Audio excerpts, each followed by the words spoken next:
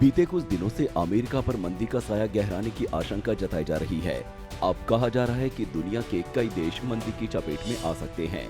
दरअसल 2 साल तक कोरोना का साहस के साथ सामना करने के बाद जैसे तैसे वैश्विक इकोनॉमी ने रफ्तार पकड़नी शुरू की थी कि रूस यूक्रेन के बीच लड़ाई शुरू होने के बाद से सब अस्त व्यस्त हो गया है। इस लड़ाई के आगाज के बाद से दुनिया भर की अर्थव्यवस्थाओं में कमजोरी देखी जा रही है। ऐसे में 2008 जैसी मंदी का खतरा बढ़ गया है। पूरी दुनिया में पिछले 2 सालों में कोरोना के कारण आर्थिक स्थिति काफ़ी ख़राब चल रही है। लेकिन अगर हम पिछले 2 क्वार्टर्स को देखें तो भारत में कई इंडस्ट्रीज़ में रिकवरी दिखाई है। रियल एस्टेट, फैशन, ट्रैवल आदि इंडस्ट्रीज़ ने तो प्री कोविड के स्तर को भी पार कर दिया है। कोरोना संकट और रूस व यूक्रेन की लड़ाई के कारण मार्केट पर नेगेटिव इम्पैक्ट तो आया ही है। मंदी को लेकर global brokerage firm Nomura holdings ने दुनिया के बाजारों को सचेत किया है। नोमुरा की एक रिपोर्ट में कहा गया है कि अगले 1 साल में दुनिया की ज्यादातर अर्थव्यवस्था को मंदी अपने शिकंजे में ले लेगी।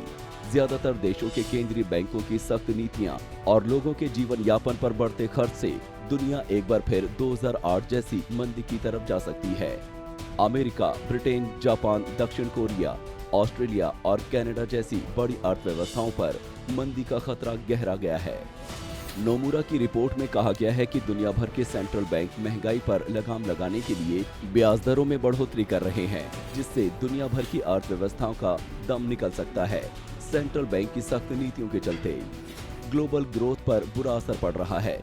दुनिया भर में नौकरियां कम हो रही हैं, लोगों की आमदनी घट रही है, लोग जो कमा रहे हैं वो महंगाई के हवाले हो रहा है। इन सब के मद्देनजर अर्थव्यवस्थाओं के संकट में आने का डर है। नोमुरा का मानना है कि अक्टूबर से दिसंबर के बीच अमेरिका समेत दुनिया के कई देश मंदी की चपेट में आ सकते हैं। एक बार मंदी की चपेट में आने के बाद इसका असर 6 महीनों तक देखने को मिल सकता है।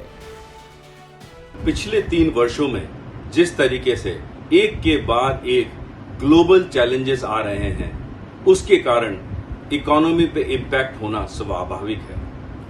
इन्फ्लेशनरी प्रेशर्स और उसके कारण अब बैंक्स द्वारा इंटरेस्ट रेट्स बढ़ाना वो सर्टेनली इकोनॉमी को एक स्लो डाउन की प्रक्रिया के थ्रू ले जा रहा है। मंदी की ये आशंका इसलिए भी मजबूत नजर आ रही है क्योंकि अगर बयानबाजी से नाराज होकर रूस ने यूरोपीय देशों की गैस सप्लाई रोक दी तो फिर EU को मंदी की मार से कोई नहीं बचा पाएगा। अनुमानों के मुताबिक अगले 1 से 2 वर्षों तक यूरोप की अर्थव्यवस्था में 1% तक की गिरावट देखने को मिल सकती है। कनाडा, दक्षिण कोरिया और ऑस्ट्रेलिया जैसे मजबूत देशों पर ब्याज दरों के बढ़ने का बुरा असर पड़ सकता है। 2008 जैसी मंदी आने पर अमेरिका की अर्थव्यवस्था भी करीब 1.5% तक कमजोर हो जाएगी। दक्षिण कोरिया में तो इसी साल अर्थव्यवस्था में 2 से 2.5% तक कमी आने की आशंका है।